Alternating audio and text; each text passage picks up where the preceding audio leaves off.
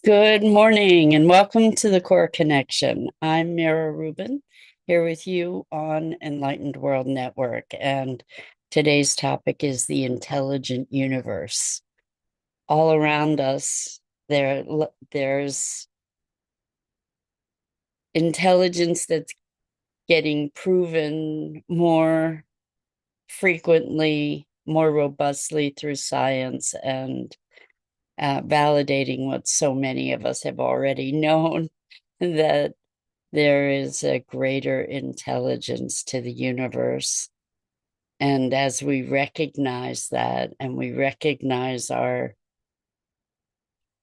shared awareness, so to speak, it deepens our connection and our interconnectedness and our presence to that. And so that's what today's conversation is going to be. It's going to be fun. And good morning, Rosalind. So good to have you joining us this morning. Welcome. Welcome to everybody else who's joining us. Before we get started, let's just take a minute or two to get present. Let's take a deep breath in through your nose and hold it.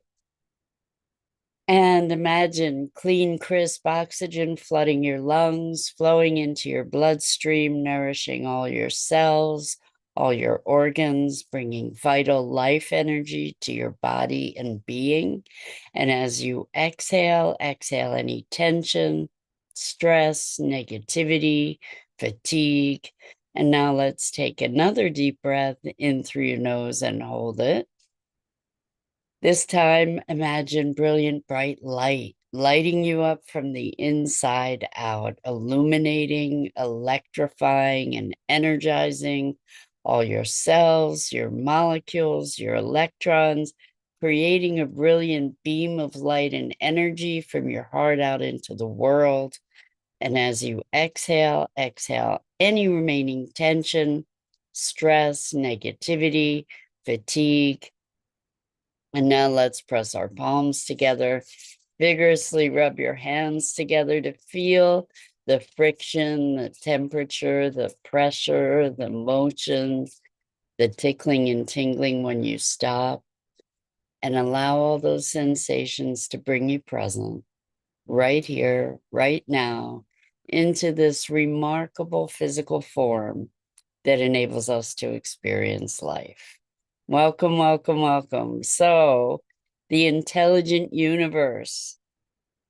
Uh, so much. I grew up with a father who considered himself a scientist, or at least he was a pretty, I would say, religious devotee of science, pretty much as a religion, saying, like there's a sort of a belief in science, in the scientific method, that things need to be replicable to be true. And it's interesting that now science is embarking into arenas that were quite taboo in so many ways. Um, this conversation, by the way, is coming from my listening to reading a book called The Light Eaters, which I can't recommend highly enough. It's just looking, the author is let me just give me a second here, is Zoe Schlanger, and it is a paradigm changing book. It is a life changing book because she goes into great depth about plants and their adaptive properties and their capabilities to sense. And I've spoken about this already, but it's just so powerful that I need to speak about it more. Their powers to sense light and sound and proximity, and to recognize whether they're in proximity to kin and then different behaviors based on that proximity, and different behaviors based on other plants that they are planted with, and how adaptive they are to different conditions, and things, responses to things that defy the notion that that they're inanimate, or that they don't possess some kind of intelligence. Now, our words are so limited, right? Because when we think of intelligence, we think of brains. And I think even in human terms, we're recognizing that we have intelligences that don't reside in the brain per se. You know, we talk about the brain in the gut and the brain in the heart. And um, we have had such a deep arrogance around our place in the universe and our intelligence as being at the top of the food chain, sort of thing. And with that arrogance, we have not only ignored but denied the intelligence of other creatures, other forms on the planet and in the universe.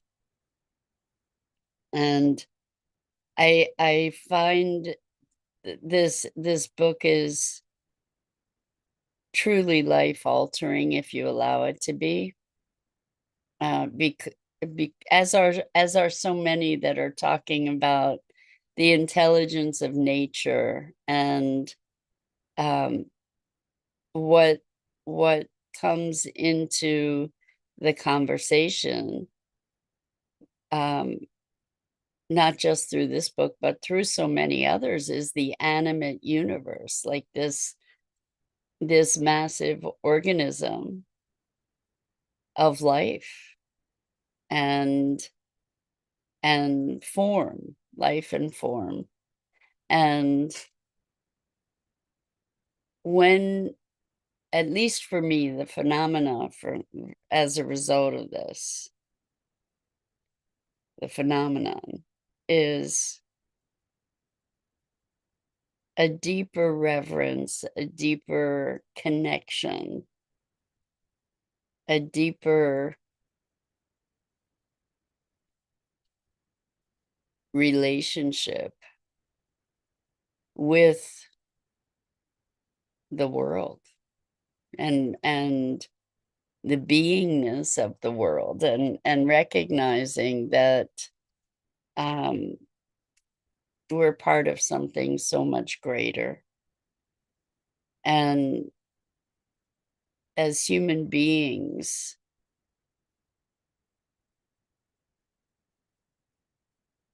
we're so loud that for the most part, our lives are about human beings.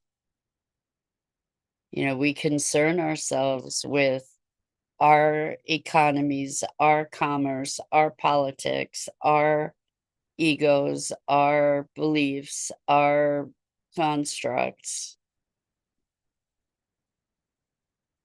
And I think what may be happening, I hope what may be happening, is that we are starting to recognize more and more that we are part of a greater universe.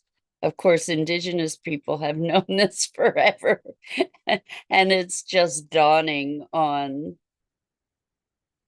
us, the rest of us, little by little by little.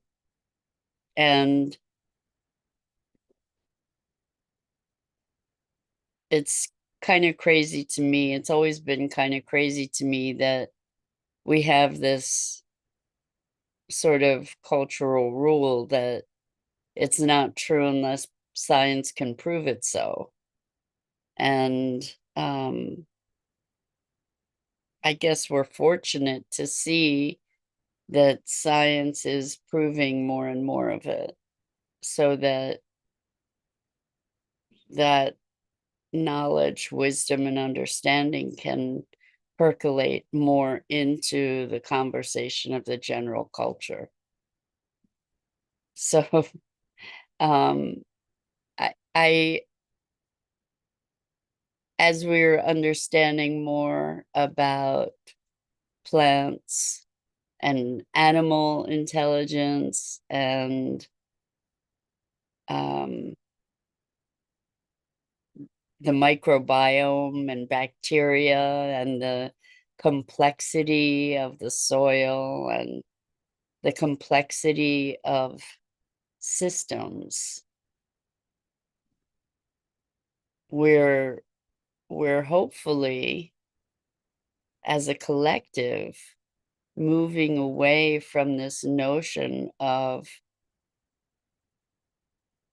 the mechanistic universe where it's just a machine, a mindless machine, and that we can take any part, we can find a failing with a part and address that as a curative measure, when in fact it's sort of, in many cases, creating more damage to be playing the fix it whack-a-mole kind of process rather than looking at an entire system and the complexity of it. I guess there's a drive to simplify things, to nurture the illusion of control that makes us feel superior and safe. However, it is an illusion, and we have um, this illusion of understanding that allows us to then dismiss so many consequences of our actions, to not even recognize the consequences of our actions. So I recently went to New York and attended an event called Transformative, which was a really profound collection of people doing things in the world to make a difference and to address a lot of whack-a-mole solutions, but some more global. And I met a woman who has an organization called Earth, AERTH, which is in the process of mapping or creating a digital twin sort of idea. That's the goal of the world and the ecosystems of the world, so that we can start to recognize uh, and interact with the complexities of all these ecosystems that are part of this global system,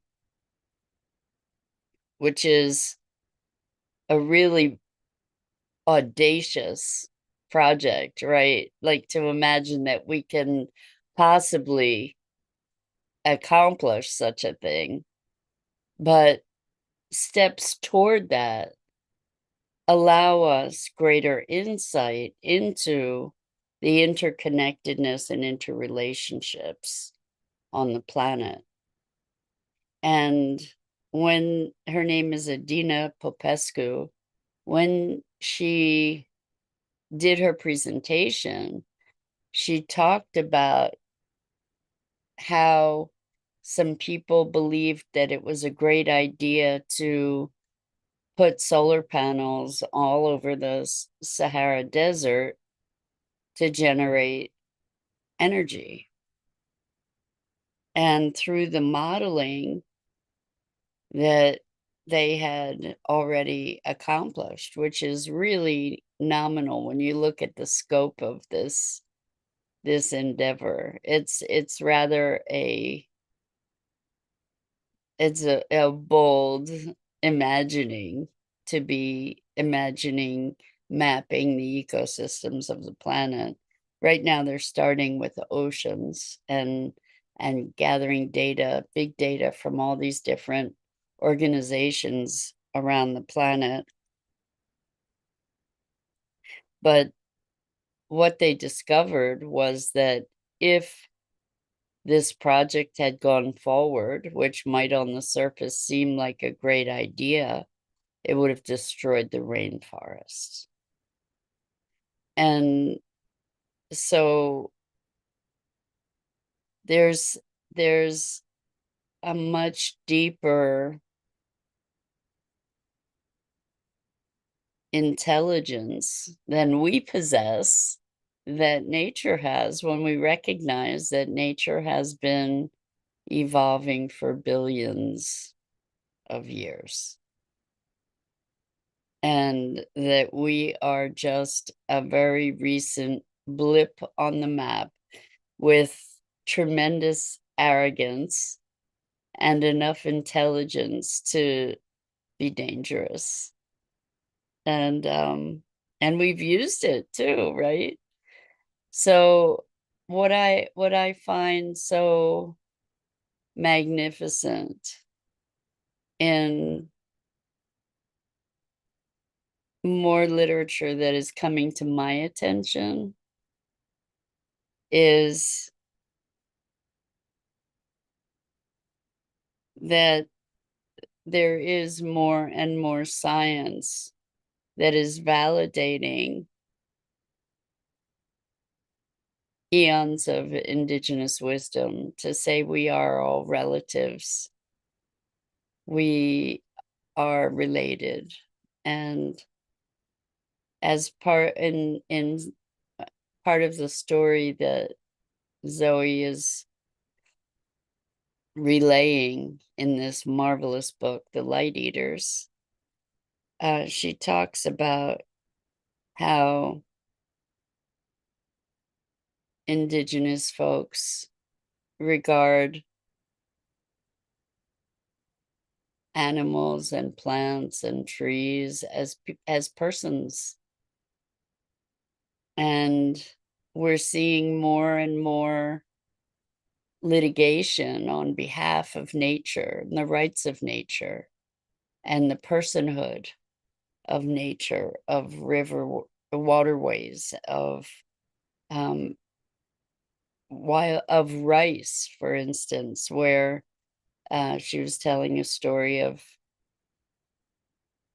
a pipeline that was challenged in the courts based on the rice that requires clean water in order to grow, and that rice is the lifeblood, a primary food source for a particular indigenous group.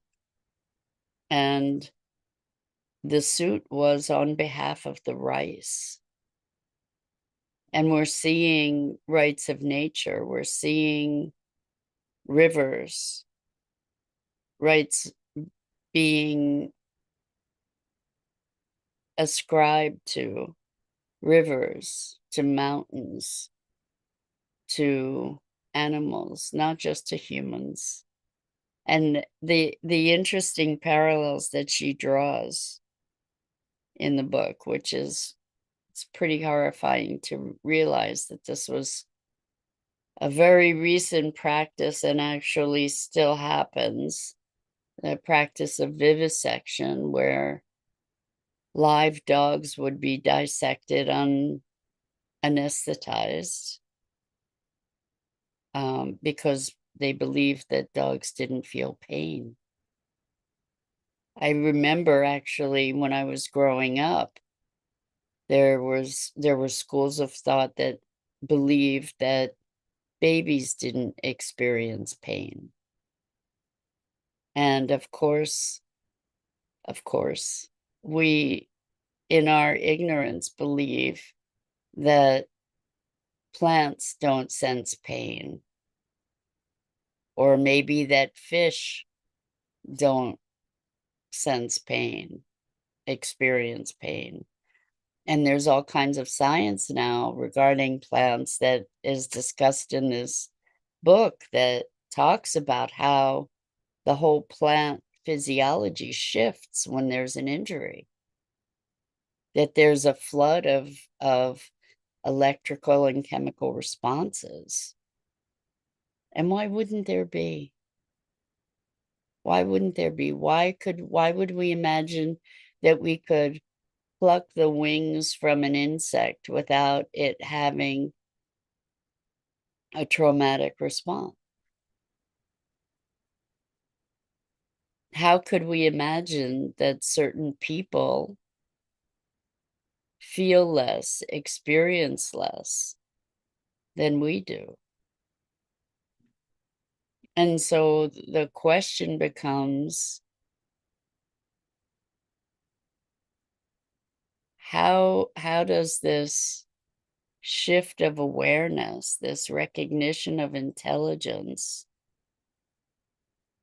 throughout our universe, this teeming intelligence all around us, in plants, most likely in minerals as well? If you know, minerals have certain structures and grow in certain conditions. I haven't heard anybody talking about intelligence in minerals yet, but I think it's on its way. When we recognize that we're in a living system and that we are just one part of a system that is alive and communicating between species, between forms, that everything is interacting with everything else. How does that shift our consciousness? How does that shift the way that we be? We can hope that what it builds is a reverence. What it builds is a respect and an appreciation and a regard. We can only hope that that connection allows us to be more mindful in our relations with all life around us, that we cultivate a deeper appreciation and presence and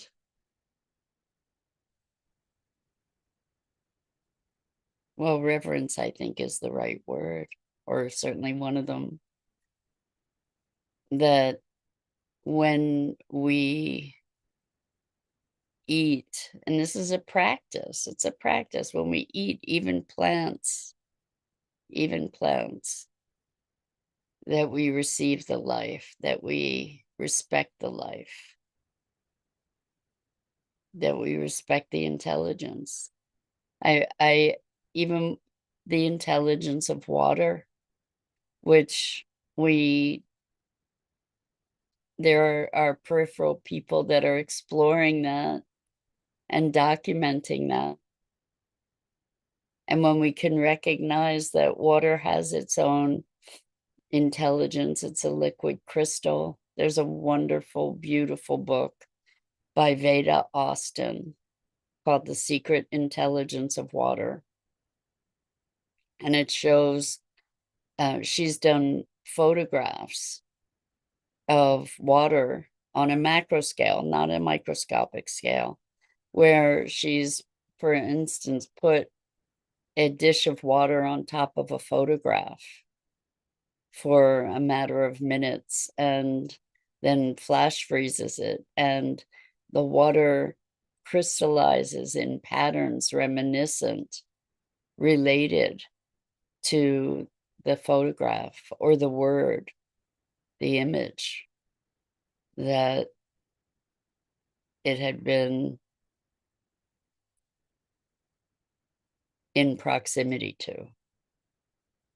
Mind-blowing, absolutely mind-blowing. Because we have not been raised to recognize these other intelligences. In fact, it was so schooled out of me growing up. You know, we don't want to don't anthropomorphize, even about animals. But anybody who's ever had a pet knows, scientifically prove it or not, knows that animals feel happiness and unhappiness, that they get excited, that they dream, that they experience pain, that they experience joy, that they experience anxiety, that they have a rich life, that they think. It's so vividly present and clear. It's so completely undeniable. And yet culturally, we're still so far behind the understanding that life is all around us. Wonder, vitality, magic, if we just choose to connect. So that's it for today. I'm Mira Rubin. This is the Core Connection. I go live here each weekday morning at 9 a.m. Eastern on the Enlightened World Network Facebook page and YouTube channel. And I invite you to please like, follow, and share Enlightened World Network and me. The links are in the description. And as always, it's such a delight and a privilege to have the opportunity to muse about the nature of being and being human. So